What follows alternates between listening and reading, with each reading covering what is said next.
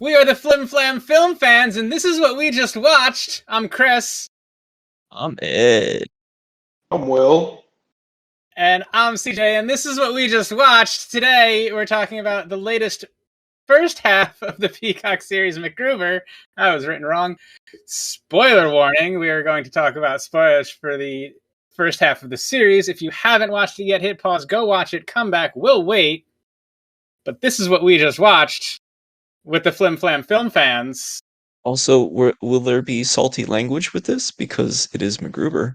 There will very likely be salty language. I mean, it's fucking MacGruber, so... It's fucking MacGruber. Yeah. The Flim-Flam film fans would we be if we didn't have salty language? We wouldn't... And a lot of butt stuff. A lot of butt stuff. Yeah. A lot of butt stuff. All right, so let's get into it, you guys. So let's first... Speaking of which, I think a good transition. The amount of time MacGruber has spent in prison, he is more adept at the butt stuff. He is. I think he was adept at it before he went to prison. Yes. But he's had more practice. Yes. Extra practice? Is it extra practice? Is it just practice? Let me point this out. Perfect, You're talking about butt stuff. I didn't realize till the third episode in the James Bond style intro. And it's fun. I don't think I was really paying attention. I'm like, oh, this is a pretty cool Bond style intro. And then like third one, I guess I'm like, that's his butt. I love that. Just wasn't paying attention. I just kind of like blended it up, like looking at the fire and the falling MacGrubers. Didn't really look at the button. Kind of like I was like, oh, well, look at that. It's like, look at these lovely hills. They're so nice. They're like the hills of they're fuzzy hills. The fuzzy hills of the Sierra Nevadas. Yeah, that's a good one. So what did you guys think of? So, not to go in like order of everything, but one of the first things that the show presents you in episode 1 is the recounting of all of the first movie, or the only movie, the MacGruber movie, where MacGruber's Ghost in song form. In song form. Speaking of which, if you guys have any complaints about MacGruber, we'll have a link down below where you can email any of your complaints to Suzanne. Oh, Suzanne. About Suzanne, you can send complaints to Suzanne at MacGrubercomplaints.com/fuck you. Go fuck yourself. Thought that was great. That was one of the... Oh, that was at the very end of the song recap, right? Yeah, at the very... Which was great. Super happy to have this show. I think we were kind of expecting a movie, but now we get 2 movie lengths worth of MacGruber content, so I am ecstatic.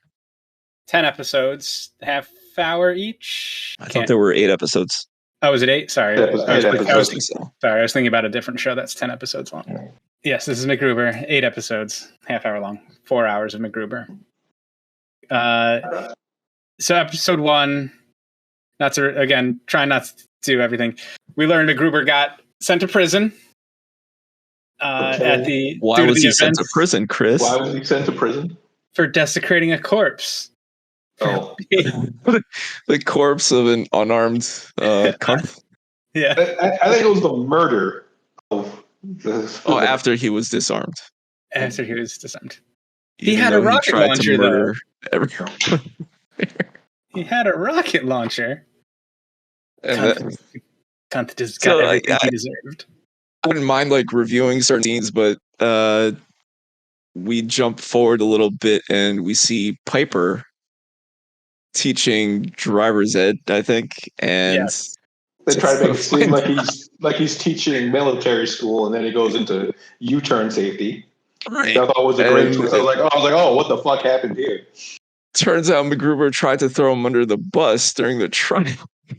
Well, we find out he tried to throw everyone under the bus. Oh, yeah. That's much later with Vicky, which was even more hilarious. But he did throw him a weapon. He threw him a weapon, and he got 5 years for that. He got 5 years and kicked out of the military. Aiding and abetting. But at this point, we see MacGruber in jail for 10 years. Yeah, I think they said, I think I remember hearing something like the last 11 years or something, maybe even for, I think Piper's character said something for the last 11 years. Yeah. Was a reference. He's a problem inmate. He doesn't play well with others. What does that mean? It means he's a problem inmate. And we also meet Lawrence Fishburne's character, Colonel Barrett Fasus. Which we will sometimes refer to as General Morpheus. We will probably accidentally Let's at least get it half right. Colonel Morpheus. Well, he's general. Is he general? Okay. Why did I think you say colonel? Okay. Oh, he was Lieutenant Colonel. Chicken? When he's first introduced, MacGruber calls him Lieutenant Colonel Barrett Fasus. Okay. And then he corrects him and says, "It's General now." General now. Okay. So, so General Morpheus. All right, and then the other thing that was about the intro of the show is it opens up with the kidnapping of the president's daughter. So you kind of dog. From the most ramshackly horse ranch I've ever seen in my life. Yeah. But we get from that, it kind of like, the show kind of puts you in this thought that like, oh, MacGruber's going to have to like rescue the daughter and the dog, and he's going to be like doing badass MacGruber stuff to rescue them. And it's not at all that's what happened. Have you ever undressed in a chilly wind before in front of many soldiers? No. He did. And apparently it was very cold that day. That's what he says, at least. And he has his radio back throughout the whole 4 episodes. He has the radio. What is that called? The Blaum Punk? Yeah, he's carried that around like the 4 episodes. Like he's out there. He takes. I think that was the funniest thing is when he's naked and then they're like, put your hands above your head. And you see like the radio in one hand, and he's just holding it. He just doesn't. He doesn't want to let that thing go. Can't let it go. Blau punked. I'm always gonna forget that. But it's a hilarious gag. Yeah, there's some very hilarious gags. How he signs his name MacGruber. M-A-C. Oh, he misspelled his name and he writes like a child. Yes. We also see that when he stops by his childhood home and he leaves a note for his dad on the door. And again, it's like scribbled very childishly. Yeah. Scribbled in crayon. Which leads to MacGruber being kidnapped. Leading into the 2nd episode is where we meet MacGruber getting kidnapped. We have the MacGruber. He wasn't rescuing the daughter. He was taken out of prison to be traded back for the daughter. Because that's what the kidnappers wanted. Yes, the kidnappers took the daughter because they wanted MacGruber. Yes. He didn't appreciate that either. And he tried to make amends with Piper and Vicky. And that's when we find out that during his trial, he was blaming everyone else. We also learn during the time he spent in jail that Vicky and General Fasus are now married. Did not see that coming. And he just sits there in the room.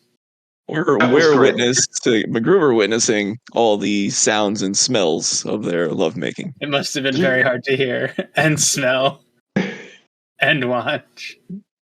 You could barely satisfy my wife 3 times. Did you guys expect him there?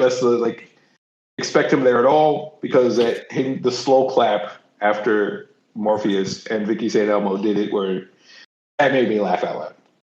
That was. I was not expecting that. That was a very good moment where you're just like, oh my god, he's there. He's watching. I was just shocked by that twist that they're a couple. Yeah. Yes, the twist that they're a couple was good. That's also where we get the great line. I'm not upset that you put your penis in her vagina, but put it in her heart too. And then he repeated it to Vicky. Yes. Just let him put his penis in your heart.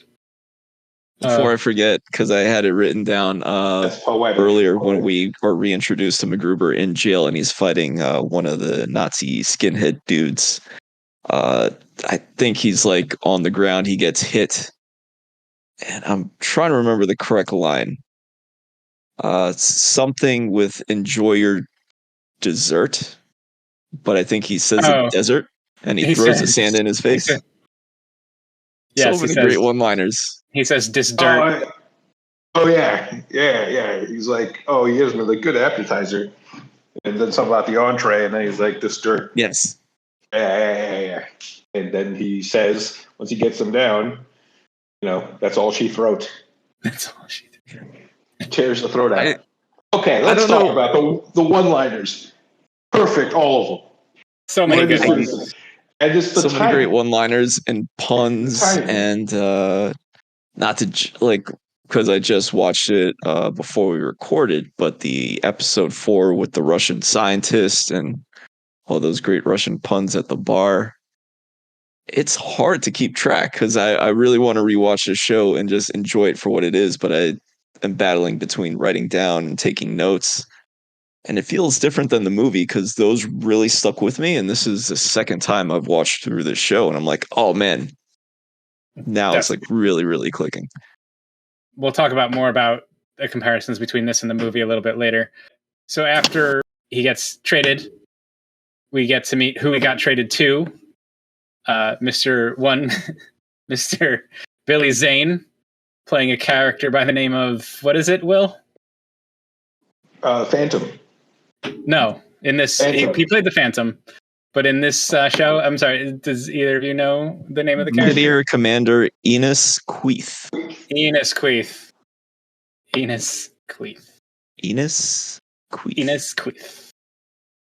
Great name. Thinking about naming my child that. Can't take it back now. I will have no regrets, and they will grow up assaulted every day with no problems. It'll be like a boy named Sue all over again. Nothing could go wrong naming your child Enos Queeth. That's how mass murderers are born. We get Enos Queeth, and we learn that he's the real plot of the show surrounds Brimstone, a chemical weapon that they are planning on releasing, but only MacGruber knows where the real stuff is. But he's got some. Because maybe he thinks he didn't have any. He used it as a diversion. Oh, okay. MacGruber so MacGruber would go to check to make sure he still had it. Yes. There's no way he could crack that password anyway. So yes, he didn't need to know the password. He just needs to know where it was. Then the password he said. And what if he had those brooms fall on his head? Booby trapped to the gills. Booby trapped to the gills. Then the net drop. Net drop would have been terrible. He would have been stuck for moments. Also, with a name like Queeth, I'm a little disappointed that he had no relation to Kunth. Yeah. I mean, they have different last names. Would they be like It's mean cousins? Nothing. Second cousins? A rose by any other name would still smell like a Queeth. It could still smell like a Queeth. When your Kunth smells like a Queeth. Yeah. You just don't know what to do. Kristen Wiig's character and Ryan Phillippe at this point are just like, I wasn't really invested in their plots at this point of episode 2. They were just like, not much there. They reintroduced Vicky as like a lounge singer. Yeah. Again, Piper is a driver's ed instructor. That's about it. And MacGruber has to convince him that he didn't try to steamroll them. but he absolutely trial. Okay, let's just get into Vicky. All right, we talked about Piper. Let's just get into what he did with Vicky. Apparently, he said it was premeditated and she planned the whole thing. Yeah, just trying to get at it. It's absolutely hilarious, and that's why she never went to go visit him in prison. Kristen Wiig absolutely kills it in this show so far. Regardless of how some of you may feel about her Ghostbusters turn, I think she's amazing. She's, other than Ghostbusters, I think she's done great work in a lot of great films. Name This is a two. good character for her. This one, or in MacGruber, and MacGruber? Walk Hard. You're gonna fail. You're gonna fail. She did great in Walk Hard. She wasn't so bad in Extract. Ooh. I don't know. That's the movie with Mila Kunis and Jason Bateman. That was the Mike Judge movie? I think so. Oh man, I didn't even remember her being in that. I'll take your word for it. Who was nailing the pool boy? Sam Elliott, we find out, is playing Daddy Mac. Yes. He gets a lot of credits in the show. He gets credit in every episode. I thought he would, but he's only in. He's just got the notes. One. He's just taking the daddy note off the door so far. It's like episode 2, right? I think. So a quick mention, because I did notice we've only watched the first 4 for this review of sorts. But Sam Elliott's only in the first one so far, and Lawrence Fishburne, I believe. I don't think he's in the second or third one. He's in all of them. Maybe not the fourth. He's in all of them. Yeah. He's in all of them so far. But a lot, primarily all of his scenes take place within the military base, whatever conference. With him? Yeah. He's in the base. I can't remember seeing the fourth, but he's definitely in the first 3. And then there's another side character. I had to look up his name, but he has no other references on Wikipedia. Joseph Lee Anderson playing Major Harold Kernst, who is Major Fasus's or General Fasus's right-hand man. Mm-hmm. And I couldn't find any other credits for this guy. I was going to look into that, but then I didn't. I think he does it. He does a pretty good job. He's doing a good job. He's a serviceable job. His role, yeah. So we can go back to some other scenes. I think that one of my favorite ones was in episode. Well, so episode 2 ends with MacGruber falling and dying in fire with I have the character. So this was Bach in the underground bunker, and bunker. I wanted to make, I believe 2 and 4 were sort of like bottle episodes, which we probably will see with a series like this quite a bit, where that one takes place in the bunker. I think 4 takes place primarily at that bar, whatever conference place. But yes, in episode 2, he's in the underground bunker where he's confronted by Queeth Morso. Mm-hmm. And the bad guy that's where Queeth reveals himself as the kidnapper. Yeah.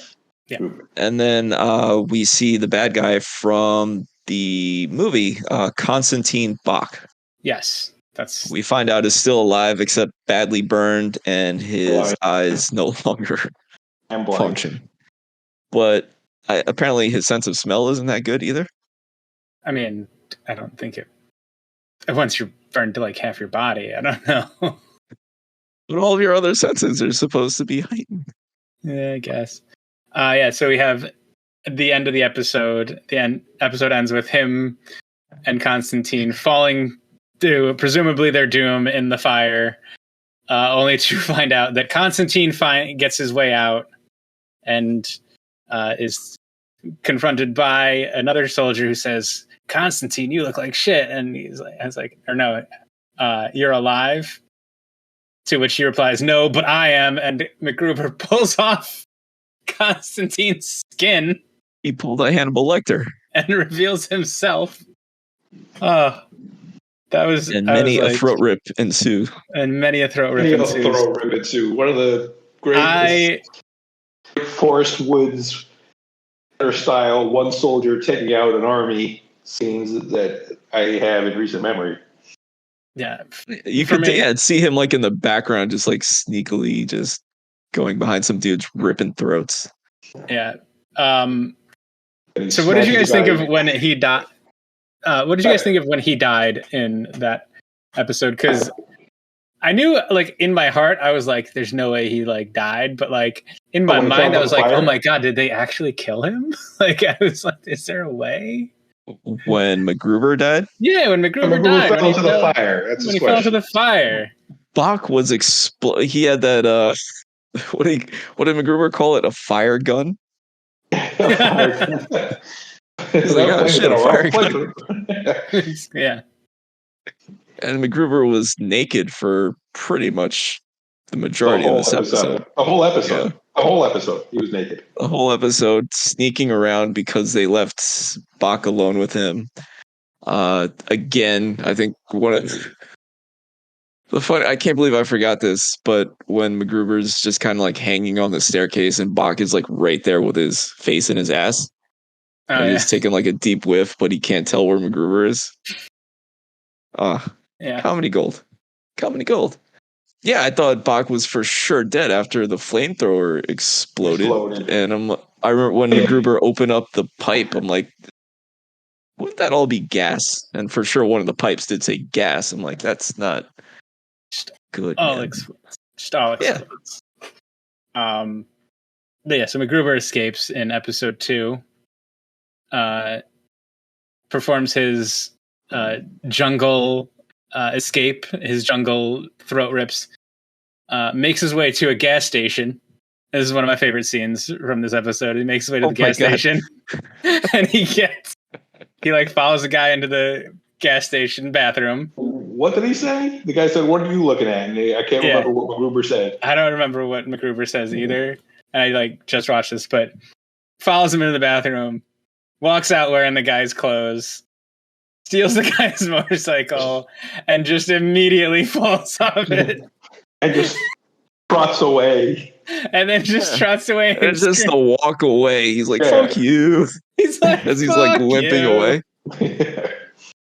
He's like trying to like skedaddle. Like, that was because I was like, oh, it's going to be so bad. I was just going to steal the motorcycle and ride away. And knowing MacGruber, did he knock the guy out and take his clothes, or did he kill him and take his clothes? I think he probably knocked him out. I think he knocked him out. I think MacGruber would only pull a throat rip on like terrorists and dudes with explosives. Okay, second. Dudes in prison. Yeah. But I don't know. I thought that was hilarious because we've all seen that scene in so many movies. Like if that were to happen in real life, and I've never ridden a motorcycle in my life, but thinking like, all right, I'm gonna pull this badass stunt. That's exactly how it would go. Oh yeah. Other than the walking away part. Like if you saw that scene in Jack Reacher, you'd have no problem expecting Jack Reacher to get on that bike and drive away, or even Tom Cruise could do anything. Well, yeah, totally would have gotten away on the bike. Didn't get away on the bike. Got away. He got away. Did get away. Trotted away in the leathers with a fuck you. Real quick, did anyone get from Bach's character like a Freddy Krueger, Scary Terry sort of vibe? Like I was just waiting for him to say like bitch at the end of any sentence. Like, I'm coming to get you, bitch. And the fact that he looked like Freddy Krueger a little bit. Yeah, he's all burned up and looks like shit. Kind of. And I'd say for what was primarily a bottle episode, I really enjoyed the second one just for all the gags, and props to Will Forte for being naked that entire episode. So then episode 3, like we're with the motorcycle scene and everything. This is where... Oh. All right, real quick. Did anyone remember what an upper necker is? Because I wrote that down and I remember that being hilarious, but I don't remember what it is. It's when you take a dump in their throat after you rip the throat out. Okay, yeah, that makes sense. Yeah. So the please continue. A callback to the upper decker he threw. The upper decker, yeah. This episode focuses primarily on him building the team and finding out whether or not Queeth actually has the brimstone or not. Yes. Up until this point, though, Piper and Vic, well, pretty much everyone else assumes MacGruber is dead because they just assumed from the beginning that this was a suicide mission. Yes. Well, they assumed that the kidnappers were just going to take him and kill him. They didn't know the other plan. We get the team back together. Vicky, St. Elmo, Jesus. Is it? We have the return of the Miata. We have the return of the Miata, which is still decorated with just married decorations and cans and stuff. Well, I guess he was arrested after the reception because they had the party. Which makes sense. So he must have been arrested right there. That's a gag I totally would have overlooked and not thought about, and the fact that they have there is amazing. Great gag. Yes, great gag. This has another great scene in it for me. They get the team back together and they go and they start driving, and Jesus calls Vicky, and he's like, okay, answer it, just follow my lead. And she's like, answer it normally. And then he goes, okay, now make something. He's like, now make something up. Like, he's not even giving her like any directions other than like, no, make something up. Like, do like ad lib. Like, don't. It's almost like he's bad at planning and communicating. It's terrible. Oh, you know, I just got to see what happens. Which we do get a callback to in the following episode as well. Yes, we'll get to that later. Yes. He thinks about a half a step ahead and then completely loses everything. Well, he's playing chess while everyone else is playing checkers. It's true. But checkers was a great nickname he gave to Piper.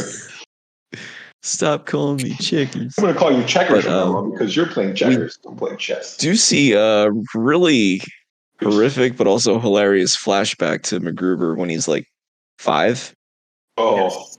And his mom is shot in the head right in front of him, and his face and cake are just splattered in her blood. On his birthday. On his birthday, yeah.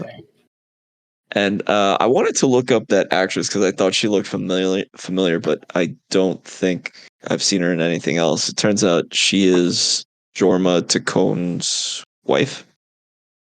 So he directed, I don't know if he directed every episode, but he did at least the first 2 or 3 of these. Yeah. He probably directed the entire series. That was good. That's good layering there because we can say that Queeth was the one that killed his mother. And we're trying to figure out because obviously they were on the same Black Ops team when MacGruber turned on him and stole Brimstone before they could betray the nation and sell it. And it's kind of like, okay, so why is he on the same team with the guy who killed his mother? And then they explained it. So that's good. I like that. And I just want to point out real quick, because I like to give credit where credit is due. Jorma directed 1, 2, 5, and 6, and John Solomon directed the other episodes, and I believe he is the other co-creator of MacGruber. He is he's co-writer on episodes 1, 6, 7, and 8. Episodes 2, 3, 4, and 5 were written by other people. I think he was that other guy when we saw the screening of MacGruber at the Draft House. Possibly? Like Jorma and Forte were there, and then there was that other guy that was also co-writer of the movie. Yes. No one really knew who he was. Yeah. So this brings up kind of well, I guess this is more for when we've watched more of it after episodes 6, 7, and 8, because it'll be interesting to see if there's a significant like change in tone or tonality between episodes 2, 3, 4, and 5 and 6, 7, and 8, which are written by different people, right? Like 1, 6, 7, 8 are all written by the same people, but 2, 3, 4, and 5 written by different people, like and solo and single writers on those episodes. If the tone and like the way the story plays out is going to be, I didn't think about that. Because the first one is written by the original trio that did the movie, so Jorma, Solomon, and Forte, and then so it's 1, 6, 7, 8 by them, and then 2, 3, 4, and 5 are single writers. So I'm sure they're part of a bigger writing group. So I don't know if that has something to do with what I noticed more isolated scenes, not necessarily bottle episodes, but the majority of those episodes seem to be bottle episodes in a sense. Mm-hmm. I just assume it was for budgetary reasons. But still works for a show. It works for a show. We know what we're getting with MacGruber. Just give us a scenario, give us a scene, and just let the shenanigans ensue. Let him just flip flop between being like the most badass guy in the room to being like the whiny little please don't please let me ever. I want to just let me come on. Aw. I'm disappointed that he didn't offer to fuck anything in the room so far. Hey, maybe they're saving that. Maybe they're saving that. Maybe. He hasn't been in that much danger yet, or that helpless yet. He hasn't been that helpless yet. Yeah. So he goes and finds he gets his brimstone. Turns out it was all a setup, just like Piper and Vicky kind of figure out before he does that they. Has Piper ever been wrong about? I don't think so. Any of at least the military strategy parts. I don't. Oh, he was a decorated up and coming guy. He was top of his class. He was a young comer. He was a young comer. Yeah, up and comer, top of his class. Yeah, up and young comer. Up and young comer. I think there's a porn award for that. The scene where he's tucking at his wrist. To try and bluff because there's nothing on his wrist. He's trying to bluff. He's like, "Oh, what's that? No, you don't want to come and I don't want you to kill him. You don't want to shoot him in his face right now." He's talking as nothing because he doesn't have anything. And then Queef pulls the gun and he does the countdown. He's like 10, 9, 8, and then Queef pulls the gun. And he's like 7, 3. But it worked because it lasted long enough to where it was hilarious. Too short or too long would not have worked. But it also worked because it did give the U.S. military enough time to actually attack. Yeah. So, what was the password MacGruber used to get into the first door? 696969 pound sign. I think he said number sign. Number sign. Because when he whispered it every time. 696969 number sign. Yeah. Next door. When he opened the brimstone thing, it was 696969 no number sign. He actually said no number sign.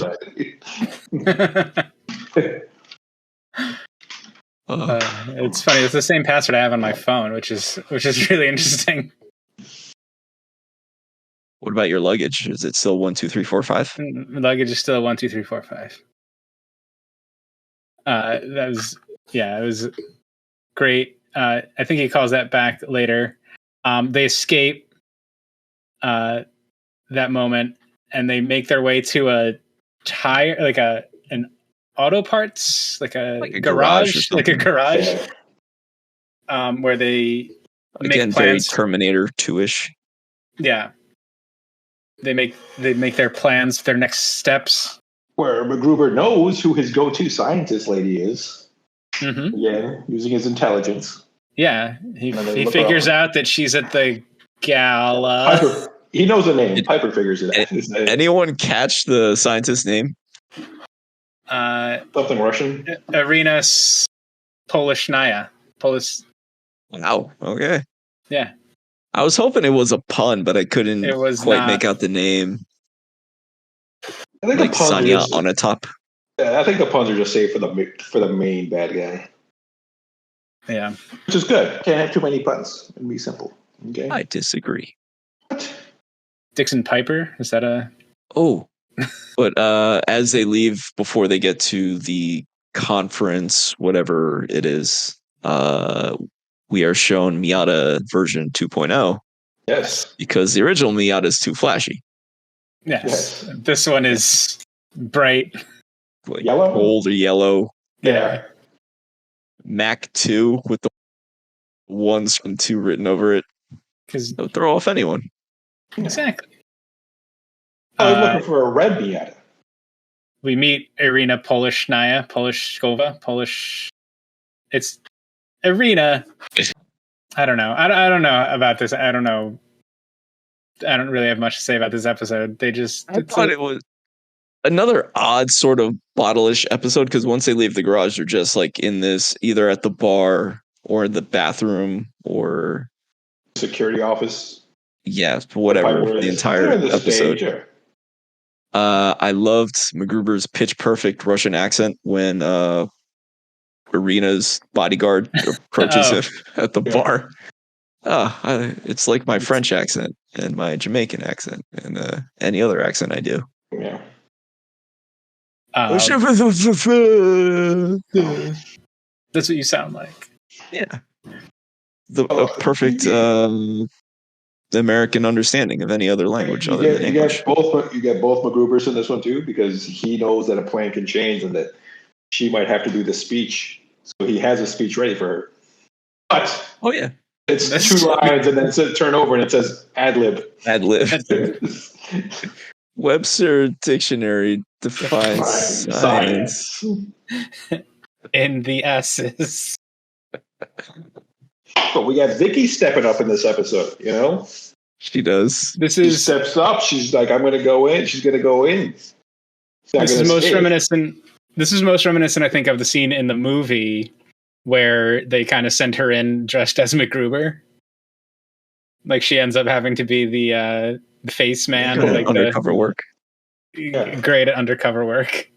But I did like I'm sorry, one of MacGruber's quotes, more puns. Hate to see you go rushing off, but if you must, Soviet. Yes. It's a good one. Yeah, and anything else so far that we've need to go back to, touch on? I don't know. I really don't have a whole lot else to talk about. Vicky's Russian hello and Russian goodbye. I mean, spot on again. Just a little better than MacGruber's Russian accent. Great accent. Plans change, so we'll see how that turns out in the next episode. Mm-hmm. But overall, I am enjoying this series. I am so happy to have this character back. Bummed out that we couldn't get the movie, but I'm happy with the show. Okay. So that kind of like my only real question I had overall was about the series overall was, is it working as a series compared to as a movie? Like, would it have benefited from being shorter, or are you enjoying the extra life they're breathing into the characters by giving them more space and time to do things? As it sits, I'm liking it as a series. I don't feel like they're adding anything to expand it. Like WandaVision had a couple episodes they didn't need, and with those other ones, you know. But as a series right now, I think it's working as a series. I think they got the story right and they're playing it out at a good pace. I hope the series continues because any other show, I would loathe them having 10 plus episodes because some of this does feel like filler, but it's absurdist humor. Yeah. So, you know, a lot of the plot story doesn't really matter. You're watching it for the absurdist humor. So that works for me. So I'd be happy if this were maybe not 20 episodes. But if they get another season, another 8 episodes, I'd be happy with that. Could they have edited some stuff out? Absolutely. In a perfect world, we'd probably get like a 90-minute movie. But I'm happy to have, you know, an extra hour or so or two of MacGruber. So it's working just as a creative, I don't know, artistic endeavor. Could it be shorter? Could it? Yeah, but as a show, it works fine. I'm happy with it. Just thrilled to have it back. No, yeah, I'm absolutely thrilled to have the characters back and see this whole show again, or see the show come out. I read some other stuff about some really interesting takes from Oh, was it Well, I Christopher wanted to Nolan? ask you guys, did you hear anything else? Like, I have No. not heard a peep about this show. No one's reviews of it. I didn't go looking for it, and I didn't hear anything. Sometimes you hear I think things, the but day that this started streaming, they Jorma and Forte did an AMA on Reddit, which had very few comments under, because I don't think they announced it beforehand. So I'm getting the sense that maybe we might not get another season out of this, just because I've heard no word of mouth. Knowing that MacGruber wasn't very popular, and we were amongst maybe a half dozen people in the theater opening weekend when this thing came out. So, but I think it had a long tail and it did grow, which is I think how they got that this. Brooklyn showing. I mean, it definitely got its, I think, due, but I don't know that its audience has grown exponentially. We can also blame the more marketing people on appreciate it. that. We also blame the marketing on that. Like, have you seen ads for the MacGruber series? I mean, True, I haven't. Peacock alone has not really done a very good job of marketing anything. Exactly, that's like, true. Even like while I was watching this, like they were pumping out ads for Saved by the Bell on Peacock, but like, and I think that speaks more to Peacock's popularity or lack thereof. Yeah, the only time I actually saw commercials for Saved by the Bell, not watching Peacock, was when Peacock was about to launch. Yeah, right. I was about to say the same thing. Like their launch was linchpin on Saved by the Bell, and I haven't seen commercials for that outside of Peacock.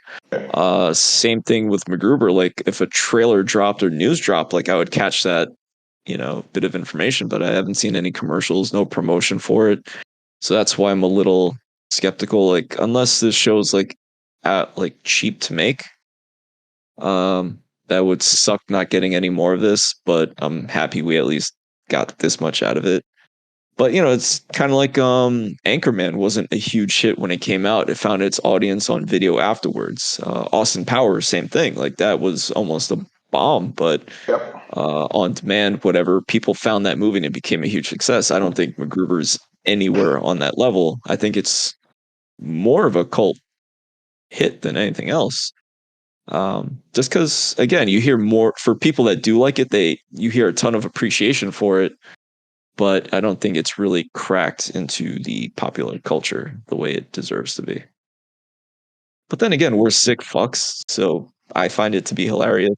Not that many people have that sense of humor. I agree. We are sick fucks. Yeah. Again, a lot of the humor is very childish toilet potty humor. A lot of silly. Hey, like a great man once said, farts are funny. Farts are funny. Farts are funny. Anything else? Does anything else? Anybody have any other questions they want to address? Does anyone have any negatives? Any negatives? Anything? I mean, other than it, I don't. At sometimes, like for me, I think there are moments where I do think that it might have been better if it was a little shorter. If it wasn't a series, like they could tighten it up a lot more. But for a series, I mean, obviously you have to stretch it out. They needed to fill an 8-episode series like order or whatever. So it's working out very well. The filler's funny. And that's the thing. At least it's entertaining filler. Yeah, and it fits. It fits into what it is. Yeah, It's still like, even if they're like throwing in like these scenes that aren't like driving the plot forward, they're at least dropping in like hilarious. They're dropping hilarious one-liners in them. They're dropping good sight gags. They're dropping those kinds of things that are, unfortunately, I guess, only works for comedies. I mean, there's no other way that you could have filler that's entertaining that, if it doesn't move the plot forward or anything along those lines. Like we've watched, I mean, you guys have sat through me ranting through plenty of streaming shows and movies that just kind of meander and fill up unnecessary amounts of time. At least this, I can't say I was ever bored watching an episode, even for a minute. Like there was always something funny, if not outright hilarious, and I'm okay with that type of filler if it makes me laugh. Especially today, like, we're not getting a bunch of comedies released in theaters, or at least, movie wise, and shows somewhat less sparse, but I'm just give me more comedy. This is my type of comedy. This is my type of humor. Give me all the filler. Makes sense. Yeah. But no glaring negatives so far. Oh, I'm sure you could pick this apart till you're blue in the face, but that's not what it's there for. No. But with that, we are the Flim-Flam film fans, and we just watched the first half of MacGruber. Thank you so much for joining us. Don't forget to like, subscribe, hit the bell button for notifications on all the upcoming videos. We've got a lot of great videos that we're going to be recording because we watch a lot of stuff, and we're going to talk about it because we just watched it, and we are the Flim-Flam film fans. Thank you so much. Good night.